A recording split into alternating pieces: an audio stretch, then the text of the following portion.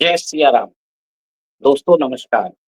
आपको अभी मालूम होगा कि कैसे रशिया और अमेरिका के बीच में एक यूक्रेन के ऊपर पीस डील की बात की जा रही है।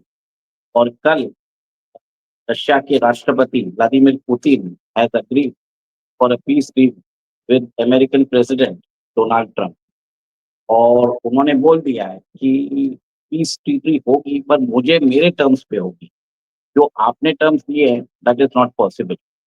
उन्होंने क्लियर कट बोल दिया है कि there will be no peacekeeping force in Ukraine. तो हिस्सा हमने ले लिया है। जो हिस्सा हमने यूक्रेन का हमने जो कब्जा कर लिया है, डोनास, लुएंस, जापोरिजिया, खेर्सोन, क्रिमिया, वो रशिया का टेरिटरी रहेगी और यूक्रेन को उसको मान्यता देनी पड़ेगी। Ukraine being in NATO is out of question. Ukraine नहीं रह सकता।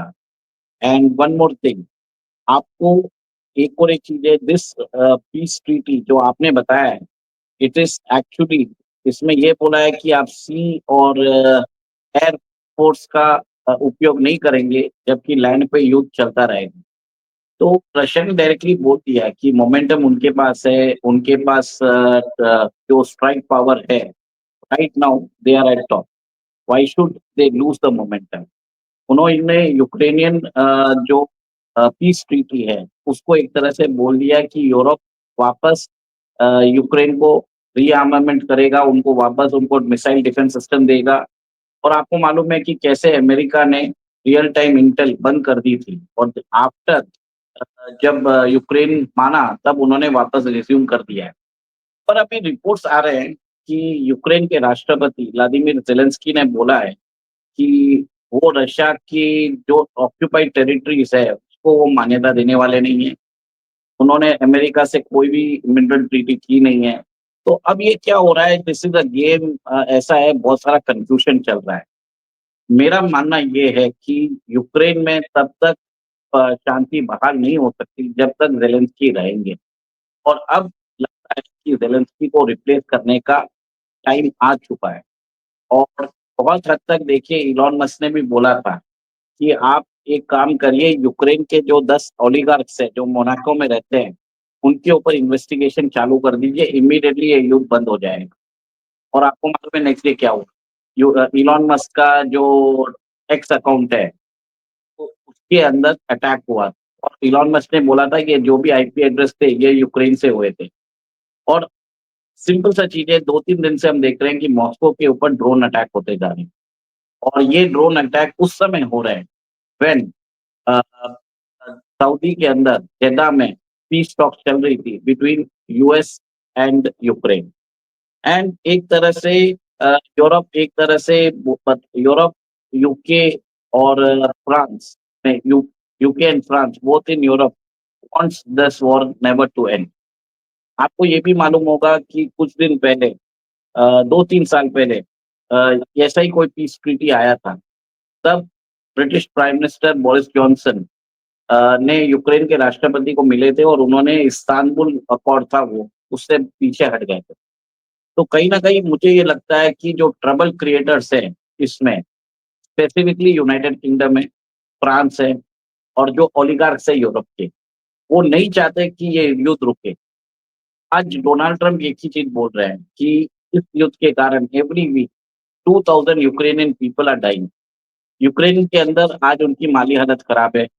आज 40% उनके एग्रीकल्चर लैंड ब्लैक रॉक ने ले लिया है। यहाँ तक बात आ रही है कि जो मिनरल ट्रीटी हो, जो $350 मिलियन जो बाइडेन एडमिनिस्ट्रेशन ने ग्रांट के हिसाब से दिया है, यूएस ने उसको डेट में कन्वर्ट कर दिया है। आपको अपनी यूक्रेन को अपना क्रिटिकल मिनरल्स यूएस को देना पड़ेगा, नहीं तो रियल टाइम इंटेल होगी नहीं। भले ही यूरोप बोल दे कि we have boots on the ground, on the planes in the air, Europe के पास कुछ सैनिक क्षमता है नहीं कि इस चीज़ को वो यूक्रेन की सहायता कर सकें। और इसमें एक कॉन्ट्राडिक्टरी स्टेटमेंट आ रहे हैं ज़ेलेंस्की से। तो ये क्लियर कट दर्शाता है कि अ, यूरोप नहीं चाहता कि this peace treaty goes on. वो कोई ना कोई बहाना बनाएगा, वो कोई ना कोई अड़ंगा डालेगा। कल कुछ ना कुछ ये लोग लेके आएँगे। और एक तरह से सैबोटाज करने की कोशिश करेंगे। व्हाइट हाउस में आपने देख लिया क्या हुआ। वहाँ पे ट्रम्प ने ज़ेलेंस्की की पूरी क्लास ली। उसको एक तरह से संबोधित करके बोला स्टूपिड प्रेज़िडेंट और उसको निकाल दिया व्हाइट हाउस से।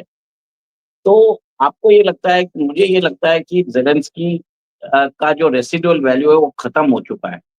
अब यूक्रेन के अंदर नई लीडरशिप की ज़रूरत है और इस आदमी की जो टर्म है मई 2024 में खत्म हो चुका है और ये कभी वॉर रोकना चाहेगा ही नहीं क्योंकि जिस दिन वॉर रुक गया, इसको खुद ही बाहर निकलना पड़ेगा। So it is a convenience for Zelensky and it's a convenience for Europe कि ये वॉर नहीं रुके। और आगे जाके डोनाल्ड ट्रम्प ने भी पहले ही बोल दिया था अपने इलेक्शन मैनिफेस्टो में मैं 24 आवर्स में ये वॉर रुकवा दूँगा। तो कहीं न कहीं जो अ, डीप स्टेट है वो चाहता है कि ये वॉर रुक ना पाए ताकि डोनाल्ड ट्रम्प का जो इनविंसिबिलिटी का ऑरा है वो खत्म होता जाए। पुतिन को वो डाउन करना चाहते हैं, रशियन इकोनॉमी को नीचे लेके आना चाहते हैं। वो बात अलग है कि Russian economy is right now on the top. आज भी वो ग्रोथ पे है। एंड इन फैक्ट यूरोप के अंदर वो the only economy which is growing right now in Europe is the Russian economy. आपको मालूम होगा कि जो $300 बिलियन के जो एसेट्स हैं रशिया के, वो यूरोपियन यूनियन और अमेरिका ने सीज़ करके रखे हैं और उनके जो प्राइवेट ओलिगार्क्स हैं, उनके 200 बिलियन, तो $500 बिलियन उन्होंने सीज़ करके रखे हैं। कहीं न कहीं नेगोशिएशन ट्रीटी में बात आएगी कि ये जो एसेट्स है, इसको डिफ्रीज़ करना पड़ेगा। आपको मालूम है अभी यूक्रेन को $1 बिलियन यूके ने दिए थे। ये उन्होंने कॉन्फिस्केटेड रशियन एसेट्स में से पैसे निकाल के यूक्रेन को दिए और यूक्रेन तो इमीडिएटली बोल ही रहा है कि रशिया को पैसा मिलना नहीं चाहिए और यूक्रेन के रीडेवलपमेंट एफर्ट्स में यूज़ होना चाहिए।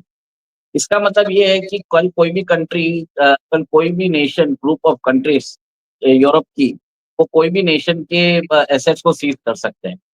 तो इसमें वो ट्रस्ट चले जाएगा। अगर रशिया ने रिटेलिएशन चालू कर दिया, तो ग्लोबल ट्रेड के लिए बहुत बड़ा प्रॉब्लम हो जाएगा। आगे जाके मुझे लग रहा है कि situation will become dicey. Financial markets में जो ट्रस्ट का जो इश्यूज़ है वो ऑलरेडी आ चुका है। ट्रम्प ने ऑलरेडी टैरिफ वॉर चालू कर दिया है और उन्होंने बोल दिया कि मैं बेंड होने वाला नहीं हूँ और आपको ये भी मालूम है कि जिस हिसाब से ट्रम्प ने अभी यूरोपियन यूनियन के वाइन्स के ऊपर, फ्रेंच वाइन्स के ऊपर टैरिफ लगाए हैं, कनाडा के ऊपर लगा दिए और उन्होंने तो ये भी बोल दिया कि ग्रीनलैंड को हम एनेक्स कर देंगे। पनामा को बोल दिया है कि हमारी फोर्सेस वहाँ पे आके कंट्रोल करने लगेगी और कनाडा को तो बोल ही दिया कि आप हमारे 51st स्टेट बन जाइए। तो कहीं न कहीं अमेरिकन हीजेमनी स्टार्ट हो जाएगी। और आप ये भी देखिए कि रशिया और अमेरिका के बीच में एक नई दोस्ती आ चुकी है, जिसमें उन्होंने डिसाइड कर लिया है कि जो आर्कटिक रीजन है वो आपस में बाँट लेंगे। जिसमें अमेरिका जो नॉर्थ अमेरिकन कॉन्टिनेंट है, तो entire the north American continent को अमेरिका अपने अंदर लेना चाहता है, इंक्लूडिंग कनाडा एंड ग्रीनलैंड। तो पूरा एरिया अमेरिका के अंदर आ जाएगा। मेक्सिको को वो ऐसे ही अपना वसाल स्टेट जैसा यूज़ कर ही रहा है। तो अमेरिका अपनी सिक्योरिटी के लिए कुछ भी करेगा, कि उसको लगेगा एक पर्सीव्ड थ्रेट है फ्रॉम चाइना, वो कुछ भी करेगा। और आपने देख लिया पनामे में क्या हुआ था। और आगे आपको ये भी मालूम है कुछ समय पहले चाइना ने पेरू की कैपिटल लीमा में पोर्ट इनॉग्रेट किया है। तो अमेरिका को लग रहा है कि चाइना उसके बैकयार्ड में भी आ चुका है। रशिया को एक ही चीज़ है आर्कटिक के अंदर कुछ $45 ट्रिलियन के रिसोर्सेस है। रशिया के पास न्यूक्लियर आइस ब्रेकर्स वाली शिप्स उन्होंने बना दी है। उनके पास न्यूक्लियर पावर रिएक्टर वाली शिप्स भी है। तो रशिया बहुत आगे है आर्कटिक में। तो रशिया का जो कोस्ट लाइन है वो आर्कटिक रीजन को सपोर्ट करता है। 70 to 80% of the Arctic resources are within the economic exclusive zone of Russia. बाकी जो कंट्रीज़ है उसमें नॉर्वे, स्वीडन, डेनमार्क और यूनाइटेड स्टेट्स है। तो एक तरह से उन्होंने मेरे ख्याल से अमेरिका ग्रीनलैंड पे कब्ज़ा इसके लिए करना चाहता है कि वहाँ पे रेयर अर्थ मिनरल्स है। अमेरिका चाह रहा है कि यूक्रेन के रेयर अर्थ मिनरल्स उनको मिल जाए। रशिया ने भी क्या किया जो भाग उन्होंने ले लिया डोनेट्स्क, लुहांस्क, खेर्सोन, ज़ैपोरोज़िया और क्रीमिया उसके जो रिसोर्सेज़ है वो रशिया रख लेगा। तो एक तरह से दोनों के बीच में एक ट्रीटी भी हो गई है। और कहीं न कहीं आगे जाके ये पीस ट्रीटी मुझे नहीं लग रहा है कि अ, होने वाला है जब तक Zelensky will be the president of Ukraine and second मुझे ये भी डाउट लग रहा है, अगर रशियन रिसोर्सेज़ के ऊपर बात आई कि उसको डिफ्रीज़ करने की बात आई, तो यूरोपियन यूनियन नहीं मानेगा और कहीं न कहीं मुझे लग रहा है ये एक बहुत बड़ा प्रॉब्लम क्रिएट कर सकता है बिटवीन अमेरिका एंड ईयू वो नेगोशिएशन टेबल पे। ये अभी डाउन प्ले हो रहा है, लोगों के ज़हन में नहीं है, बट इन फ्यूचर ये शायद आ सकता है।